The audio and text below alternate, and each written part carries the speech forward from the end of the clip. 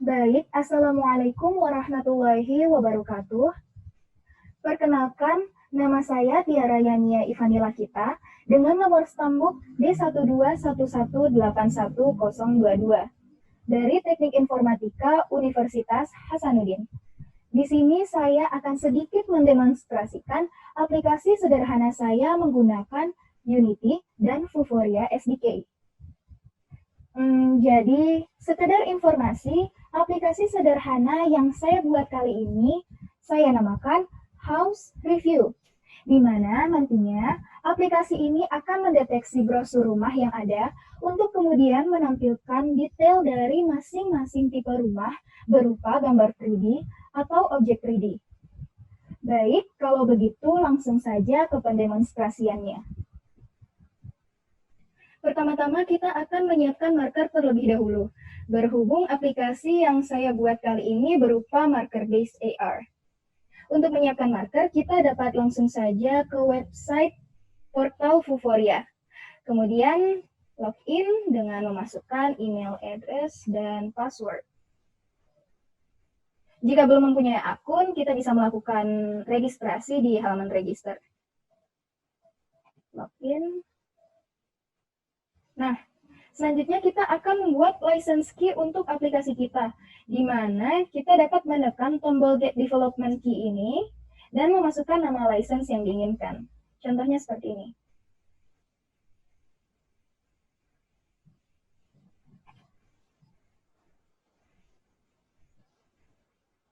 Jika sudah, kita bisa klik Confirm. Namun sebelumnya di sini saya telah membuatnya dengan nama license 1, di mana di dalam license ini nantinya akan terdapat license key yang nantinya akan kita copy ke project kita nanti ini.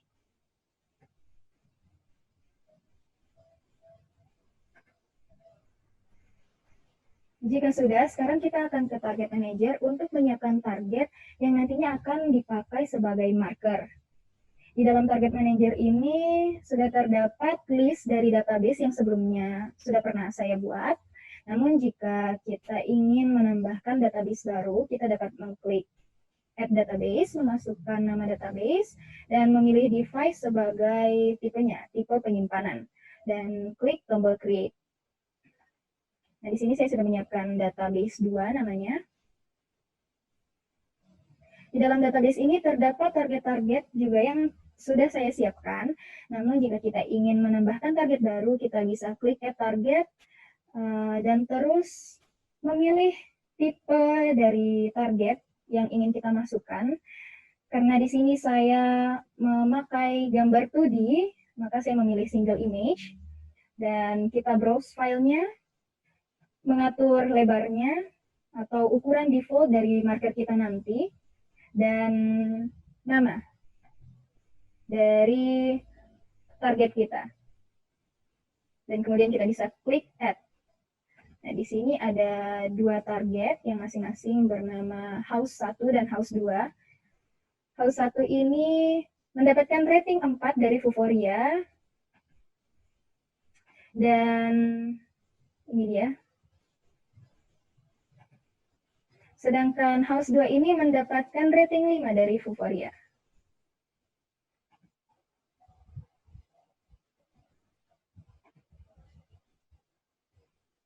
Setelah target yang ingin kita masukkan telah siap, kita dapat mendownload database ini dan memilih Unity Editor sebagai development platformnya dan klik tombol download. Setelah klik tombol download, nanti akan muncul pilihan di mana lokasi kita ingin menyimpan database ini pada file explorer kita.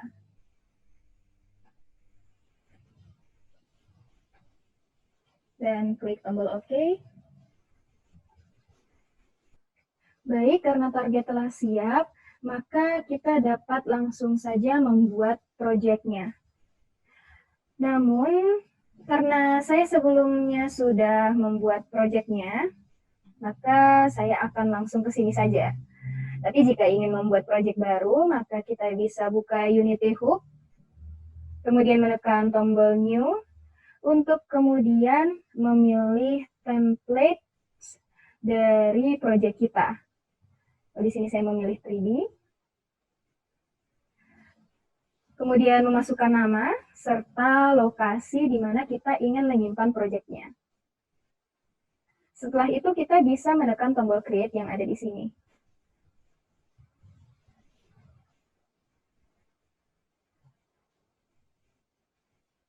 Oh iya, Unity yang saya pakai saat ini adalah versi 2019.4.9 F1 atau versi 4.9. Sebelum kita lanjut ke tahap berikutnya, kita harus memastikan Unity kita telah support Vuforia dan bisa memakai engine-nya. Untuk itu dapat kita lihat di sini, pada tab window itu terdapat Package Manager, di mana di dalamnya terdapat berbagai macam package untuk Unity Registry. Dan di sini ada Vuforia Engine AR. Jika sebelumnya kita belum menginstalnya, maka akan terdapat tombol install seperti pada Visual Effect Graph ini, install. Namun karena saya sudah pernah menginstalnya, makanya tombol install itu tergantikan dengan tombol remove. Jika sewaktu-waktu kita ingin mengeluarkan, menguninstall Vuforia Engine ini dari Unity kita.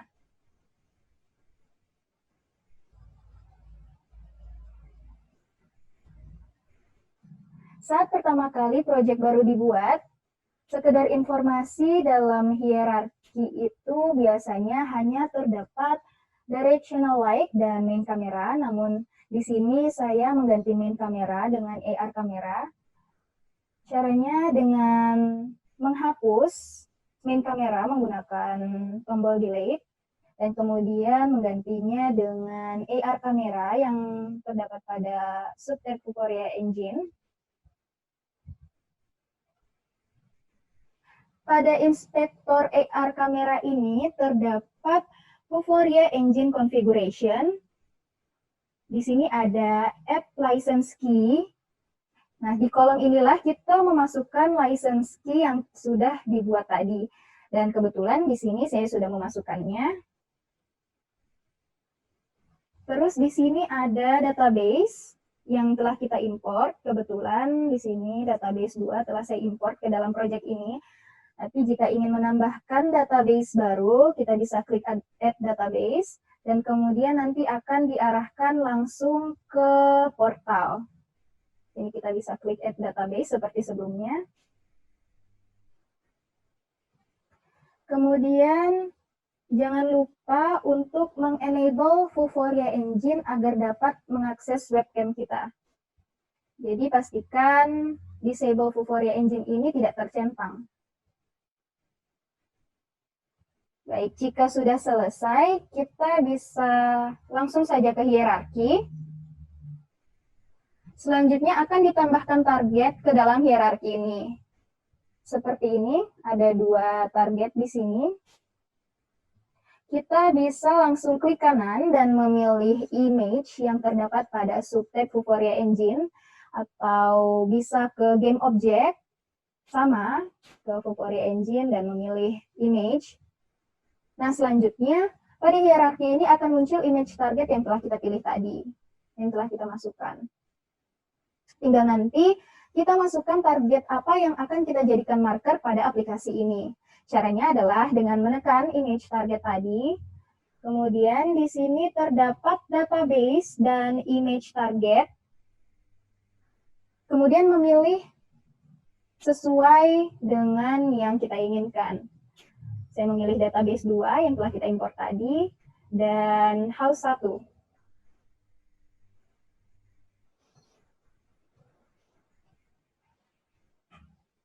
Begitu juga dengan target kedua, sama seperti tadi, kita tambahkan image target dalam tab Vuforia Engine.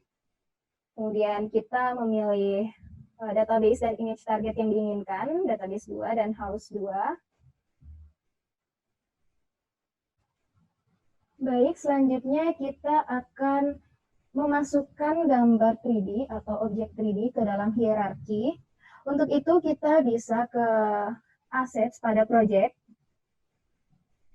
Di sini sebelumnya saya sudah menyiapkan beberapa gambar 3D untuk saya gunakan sebagai objek yang akan tampil nanti. Di sini ada house 1 dan house 2.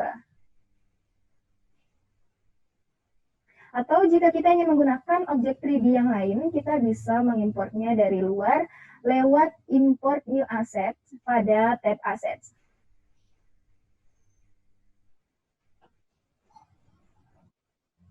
Selanjutnya, untuk memasukkan gambar 3D, kita dapat langsung saja drag gambar tadi ke dalam image target. Namun jangan lupa untuk menjadikannya child dari image target tadi. Mengapa? Agar nantinya jika target atau marker pertama tadi terdeteksi, maka gambar 3D inilah yang akan muncul. Seperti itu. Kemudian kita bisa mengatur ukuran dan posisi dari objek 3D ini. Pada inspektor terdapat scale, kita bisa atur skalanya. Dan kita bisa atur posisinya, kita sesuaikan X, Y, Z-nya agar rapi, sesuai dengan yang kita inginkan. Di sini saya menempatkan objek 3D-nya tepat di atas target.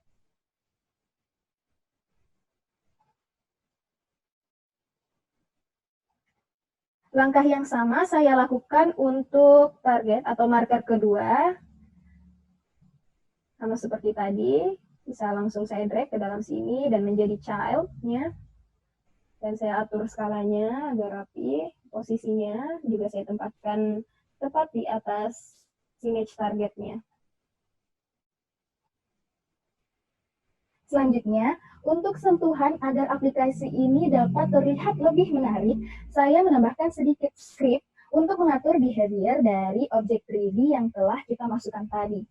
Di sini saya memakai transformasi berupa rotation agar nantinya objek 3D yang akan muncul dapat berputar. Nah, untuk scriptnya saya menggunakan IntelliJ sebagai IDE-nya. Saya perlihatkan sedikit.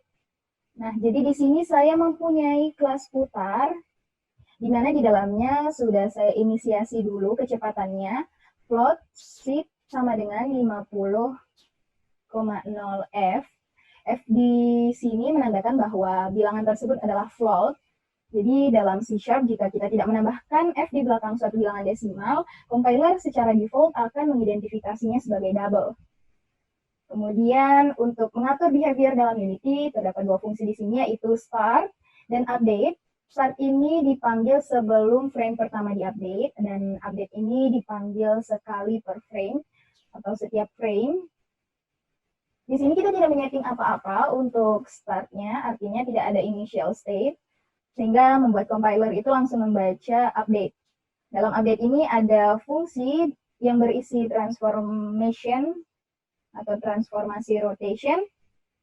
Terdapat vektor 3 yang berarti objek 3D, atau kalau vektor 2 itu objek 2D, nah dikali speed yang sudah kita inisiasi tadi, dan delta time. Oh ya, tidak lupa nama dari kelas itu harus sama dengan nama projectnya. Misalnya di sini kita punya kelas putar, maka nama projectnya juga putar.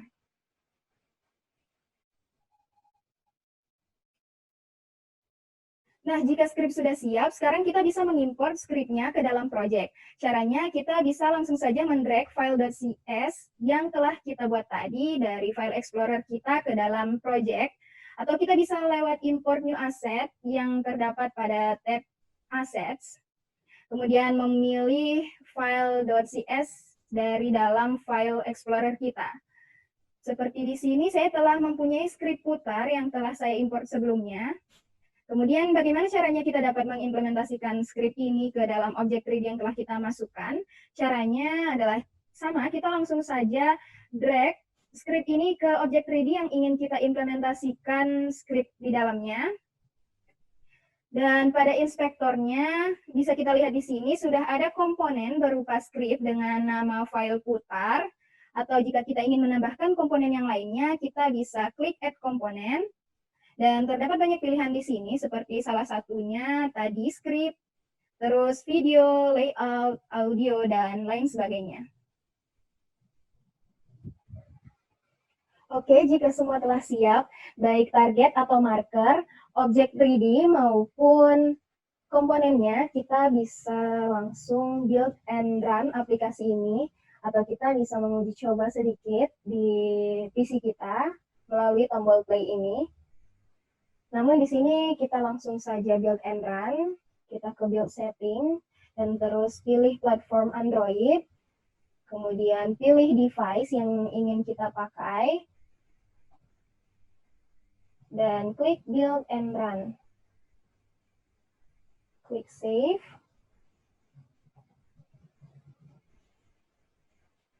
Dan ini proses build-nya.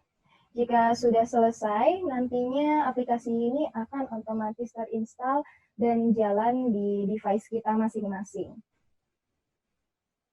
Akan saya demonstrasikan aplikasinya setelah ini. Nah, bisa kita lihat aplikasinya sudah terinstall di device kita. Langsung saja kita buka kalau begitu.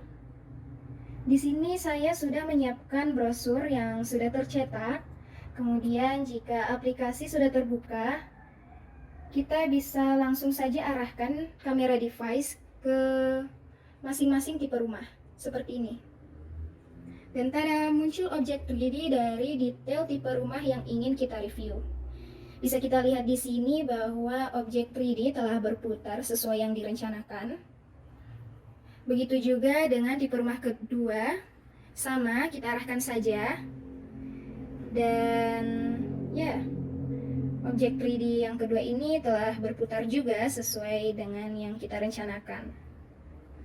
Mungkin itu saja yang bisa saya perlihatkan dari aplikasi ini.